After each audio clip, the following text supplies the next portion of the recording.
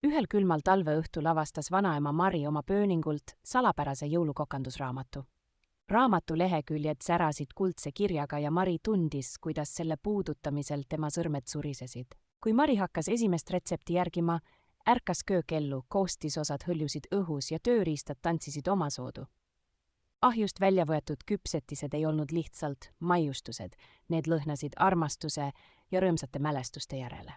Kui Mari jagas küpsetisi oma perega, täitus tuba naeru ja südamlike vestlustega. Väike Emma hamsutas tähekujulist küpsist ja tundis, kuidas teda valdas soe õnnetunne. Iga uue retseptiga, mida nad koos valmistasid, tugevnesid perekondlikud sidemed veelgi. Peagi levis võluküpsetiste headus üle kogu naabruskonna, külvates kõikjale rõõmu ja lahkust. Sellest sai nende pere jõulutraditsioon koos küpsetamine ja imepärase raamatu saladuste avastamine. Mari mõistis, et tõeline võlukunst peitus armastuses ja ühtsuses, mida raamat oli aidanud luua.